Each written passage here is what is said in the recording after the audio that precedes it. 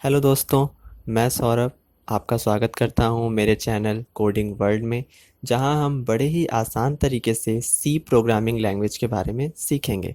So please channel को subscribe कीजिए, videos को लाइक कीजिए और शेयर भी कीजिए। तो चलिए देखते हैं।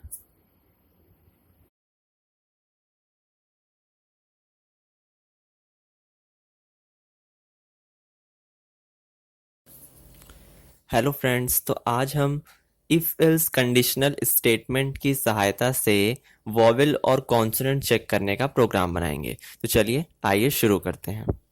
तो सबसे पहले हमने अपना कंपाइलर यानी टर्बो सी प्लस प्लस को ओपन कर लिया है।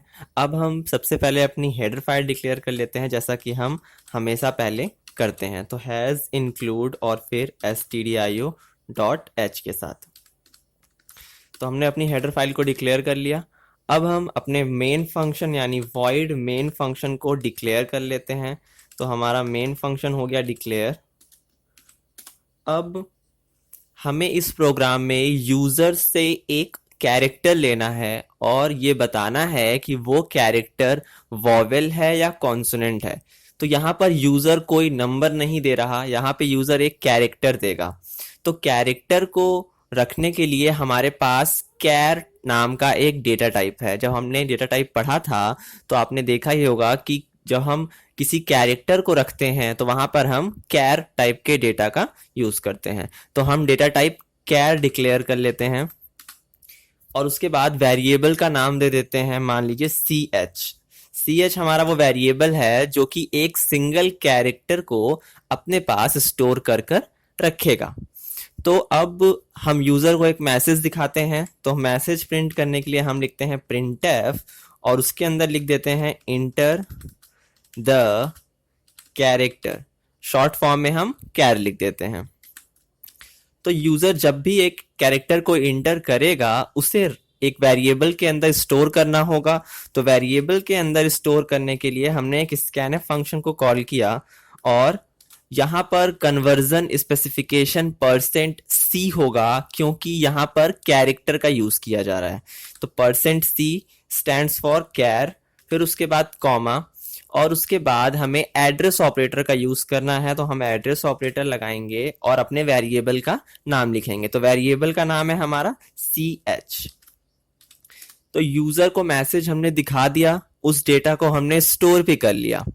अब यहाँ पर हमने कंडीशंस को रखना शुरू करना है।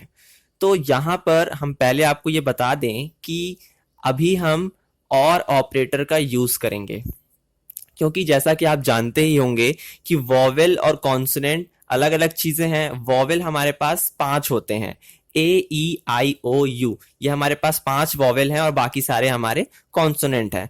तो हमें यहाँ पर ढेर सारी कंडीशंस को आपस में जोड़ना होगा। तो उस कंडीशंस को जोड़ने के लिए हमारे पास लॉजिकल ऑपरेटर होते हैं, जैसे एंड और नॉट। तो नॉट यहाँ पर लगाना नहीं है, यहाँ पर हम यूज करेंगे और ऑपरेटर का। तो चलिए शुरू करते हैं। तो पहले हम लिखेंगे इफ यदि यूजर ने जो डेटा दी है अगर वो हमारे सेट की गई डेटा के बराबर होती है तो हम मान लेंगे कि वो वॉवेल है। तो हम लिखेंगे क्या, ch नाम में अंदर जो डेटा है। तो जब दो वेरिएबल के बीच रिलेशन बताना होता है तो वहां पर हम रिलेशनल ऑपरेटर का यूज करते हैं। तो हम लिखेंगे relational operator double equal to. अब पहला हमारा वॉवेल क्या है, कैपिटल ए। तो हम याद रखिएगा कि जब भी हम किसी कैरेक्टर को रिप्रेजेंट करते हैं तो वो हमेशा सिंगल कोट्स में रखी जाती है। तो यहां पर हम कैपिटल ए लिखेंगे। उसके बाद यहां पर हम लगाएंगे और ऑपरेटर। अब और ऑपरेटर क्यों लगाएंगे, क्योंकि एक वेरिएबल एक समय पर सिर्फ एक ही डेटा को अपने पास स्टोर करके रख सकता है। तो अब हम अगर एंड ऑपरेटर का यूज कर दें यहां पर, तो एंड ऑपरेटर का काम होता है कि जितनी भी कंडीशंस आपने लगाई हैं यानी जितने भी एक्सप्रेशन आपने दिए हैं वो सभी को सही होना पड़ेगा एक समय पर। उसी समय पर सभी कंडीशन को सही होना होगा, तब आप आगे जाएंगे। और जब हम और ऑपरेटर का यूज करते हैं तो जितनी भी कंडीशन यानी एक्सप्रेशन हमने लगा रखा है उन सभी में से एक भी एक्सप्रेशन अगर सही होता है तो हम आगे जा सकते हैं। तो यहाँ पर अगर एक समय पर सिर्फ एक ही डेटा वो अपने वेरिएबल में रख सकता है तो सारी कंडीशन तो ट्रू हो नहीं पाएंगी। तो हम क्या करते हैं, यहाँ पर और ऑपरेटर का यूज करते हैं, क्योंकि यूजर सिर्फ एक सिंगल कैरेक्टर देगा तो A to Z में सिर्फ एक सिंगल कैरेक्टर ही आ सकता है। तो यहाँ पर हम और ऑपरेटर का यूज करेंगे ताकि इन सभी में से एक भी कंडीशन अगर ट्रू हो जाए तो हम आगे जा सकें। तो पहली कंडीशन क्या है कि CH double equal to A, यानी कि अगर वो CH में जो डेटा आएगी अगर वो कैपिटल A के बराबर हुई तो आप आगे जाएंगे, नहीं हुई तो दूसरे कंडीशन को चेक करेंगे। तो दूसरी कंडीशन हम दे देते हैं CH equal to single quotes के अंदर A के बाद E। उसके बाद हम फिर से नेक्स्ट ऑपरेटर लगाते हैं। अब हम दे देते हैं CH फिर से इक्वल टू I। फिर हम और ऑपरेटर का यूज करते हैं, फिर हम लिख देते हैं CH। ये सारी हमारी कंडीशंस हैं, यानी नए नए एक्सप्रेशंस। फिर हम और ऑपरेटर का यूज कर लेते हैं, फिर नेक्स्ट देते हैं CH और नेक्स्ट है हमारा IOU। तो ये हमारा U हो गया। अब यहां पर आप देखिए कि कैपिटल हमने डिक्लेयर कर लिया। अब यहां पर हमें इन्हें स्मॉल लेटर में भी डिक्लेयर करना होगा, क्योंकि जो हमारा कंप्यूटर है वो कैपिटल और स्मॉल लेटर्स को अलग अलग ट्रीट करता है। जैसा कि हमने जब कन्वर्जन स्पेसिफिकेशन हम पढ़ रहे थे तो हमने देखा था कि जब हम किसी कैपिटल लेटर में वेरिएबल को डिक्लेयर करते हैं या स्मॉल लेटर में डिक्लेयर करते हैं तो वहां पर डेटा अलग अलग एग्जीक्यूट होती है। अगर आपने नहीं देखा तो हम ऊपर लिंक दे देंगे, आप जाकर उसे देख सकते हैं कि जब भी हम किसी वेरिएबल को डिक्लेयर करते हैं तो हमें ध्यान देना होता है कि हमने अपने वेरिएबल को कैपिटल डिक्लेयर किया है या स्मॉल लेटर में डिक्लेयर किया है। तो यहाँ पर जो हमारा कंप्यूटर होता है, हमारा कंपाइलर होता है, वो कैपिटल लेटर को अलग ट्रीट करता है और स्मॉल लेटर को अलग ट्रीट करता है, जिसका भी कोड आपके कंप्यूटर में पहले से डिफाइन होता है, जिसको आस्की कोड्स के नाम से जाना जाता है। तो यहाँ पर हमें कैपिटल तो डिक्लेयर कर लिया, लेकिन अब हमें उन्हीं सबको स्मॉल लेटर में भी डिक्लेयर करना होगा।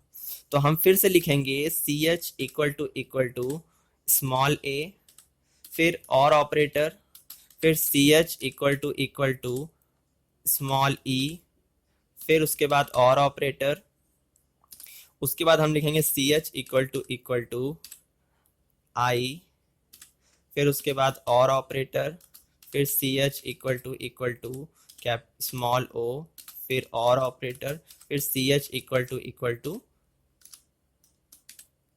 Small u। और ये हमारा कंडीशन यहीं पर होता है खत्म। अब यहाँ पर हमने कितनी कंडीशन दी? कुल 10 कंडीशंस हैं जो कि आपस में जुड़ी हुई हैं और ऑपरेटर की सहायता से। अगर इन 10 कंडीशंस में से एक भी कंडीशन ट्रू हो जाती है तो हम इस कर्ली ब्रेसेस के अंदर आ सकते हैं, यानी कि ये सभी वॉवेल हैं। तो हम क्या प्रिंट करेंगे कि जो आपने वैल्यू दी है वो एक वॉवेल है, तो हम प्रिंट कर देते हैं वॉवेल। तो हमने वॉवेल को कर दिया प्रिंट।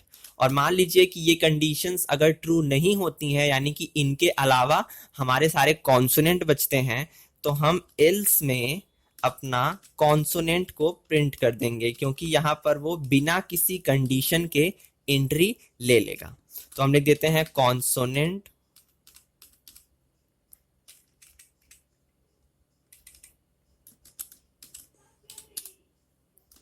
और मेन फंक्शन को हमने कर दिया बंद।